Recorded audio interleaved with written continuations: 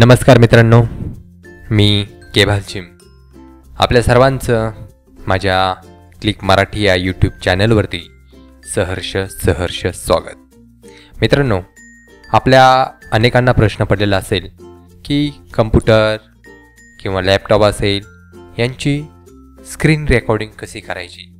तर मित्रांनो, आजच्या या भागामध्ये आपण कम्प्युटर असेल, लॅपटॉप असेल यांची स्क्रीन रेकॉर्डिंग अतिशय सोप्या पद्धतीने आपल्या कम्प्युटरमध्ये असणाऱ्या VLC मीडिया प्लेअरद्वारे कशा पद्धतीने करायची ही या आजच्या भागामध्ये आपण पाहणार आहोत. विंडोज मीडिया प्लेअरवरती क्लिक केल्यानंतर अशा पद्धतीने विंडोज मीडिया प्लेअर आपल्यासमोर स्क्रीनवरती ओपन झालेला दिसतो. या विंडोज मीडिया प्लेअरमध्ये डाव्या साईडला media, playback, audio, video, tools, view, help यासारखे विविध ऑप्शन आहेत. या ऑप्शनपैकी पहिला ऑप्शन मीडिया, या मीडिया ऑप्शनवरती क्लिक करायचे. या मीडिया ऑप्शनवरती क्लिक केल्यानंतर त्यामध्ये खाली सब मेनूची एक लिस्ट ओपन होईल. यातील ओपन कॅप्चर डिव्हाइस या ऑप्शनवरती क्लिक करायचे.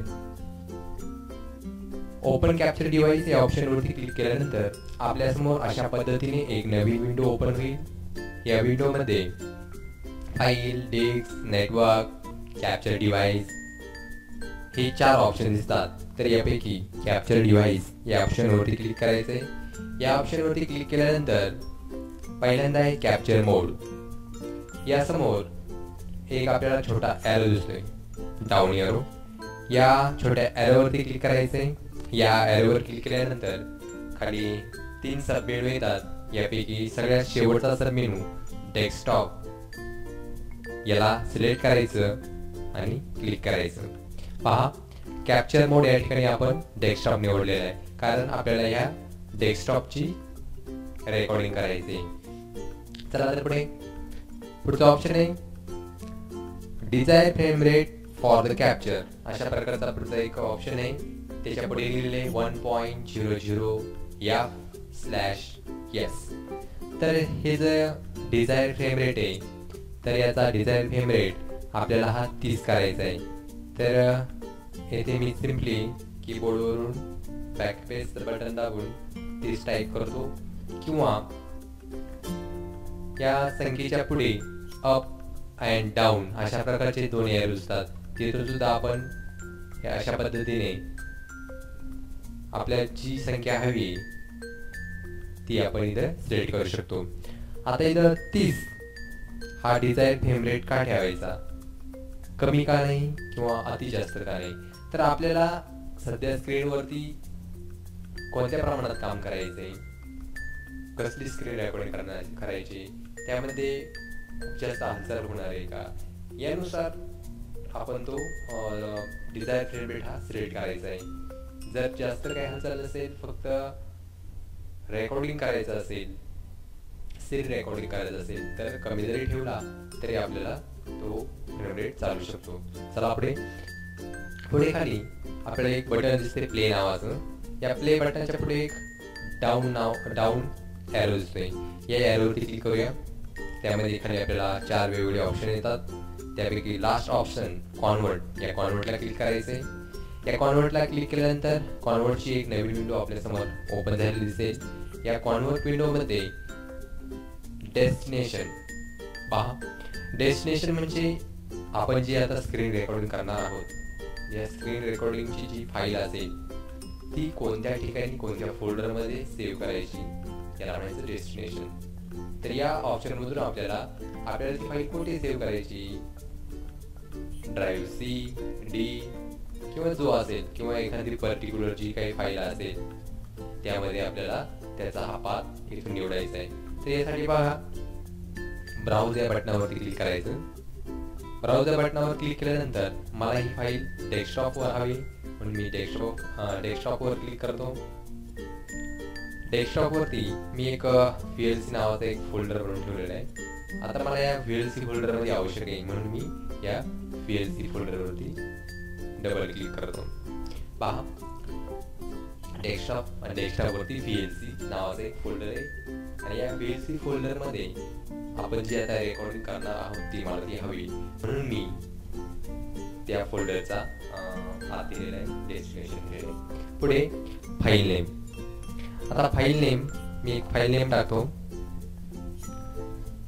टेस्ट. पहा, एक मी फाईल नेम टाकलेली टेस्ट. त्यानंतर .mp4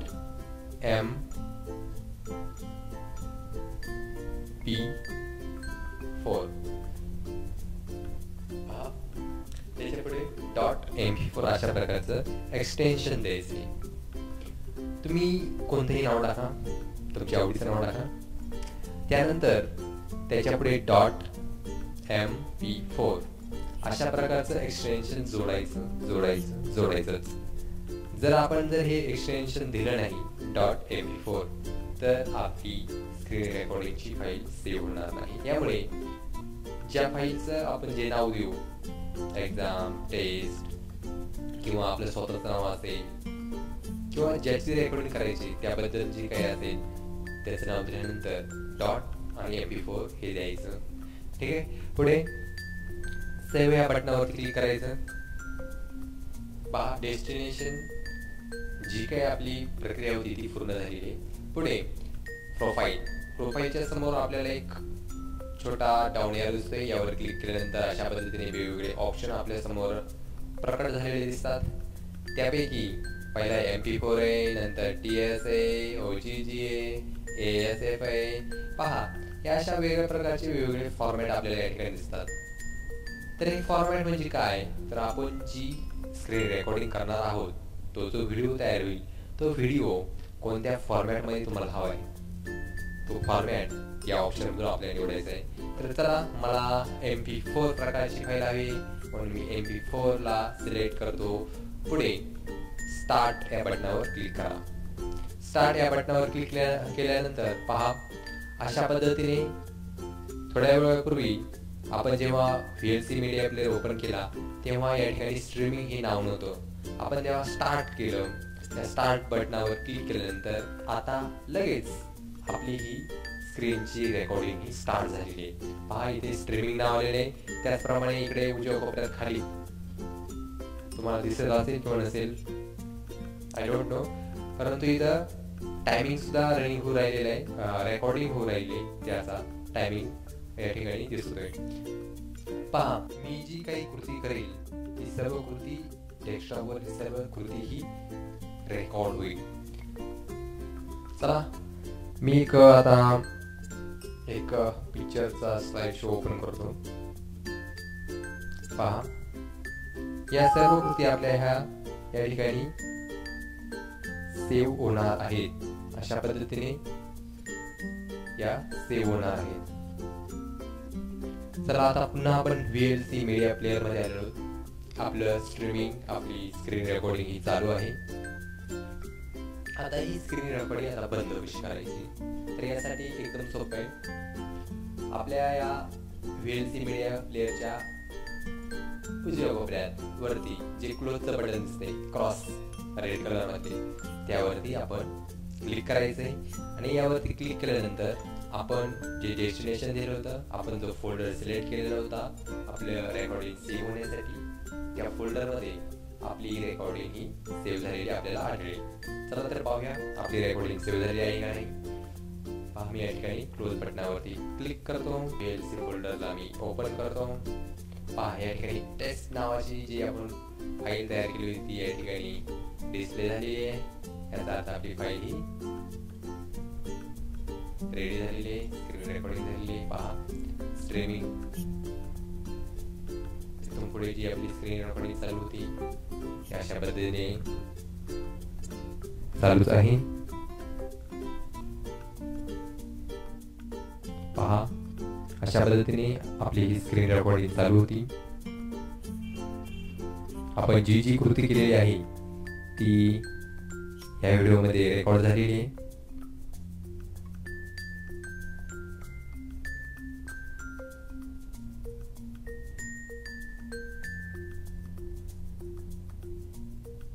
पहा, आपण एक अल्बम ओपन केला होता मी, तो अल्बम या ठिकाणी डिस्प्ले होऊ राहिलेला आहे ऑटोमॅटिकली.